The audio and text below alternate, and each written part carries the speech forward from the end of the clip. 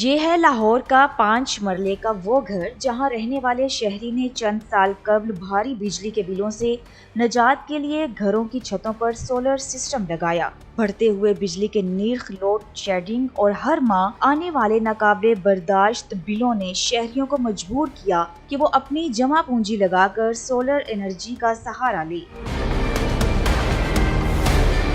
متاثرہ صارف نے لاکھوں روپے خرچ کر کے سولر پینلز لگوائے تاکہ دن میں پیدا ہونے والی اضافی بجلی نیٹ میٹرنگ کے ذریعے گرڈ میں جائے اور وہی یونٹس استعمال ہو سکے، مگر اب حکومت کی نئی پالیسی نے اس حساب کتاب کو یکسر بدل دیا ہے، جس سے صارفین کی مشکلات میں مزید اضافہ ہو گیا ہے۔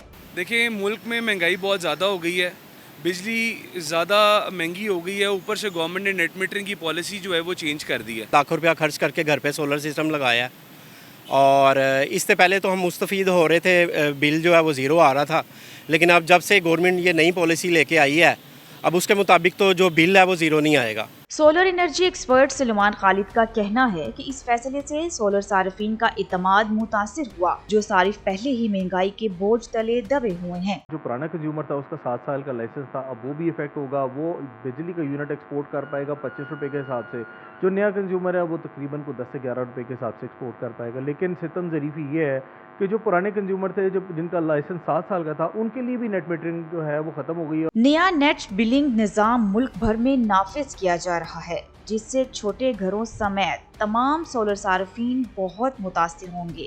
نیٹ میٹرنگ پالیسی میں تبدیلی پر سولر صارفین نظر ثانی کا مطالبہ کر رہے ہیں۔ اب دیکھنا یہ ہے کہ حکومت ان خدشات کو کس حد تک سنتی ہے۔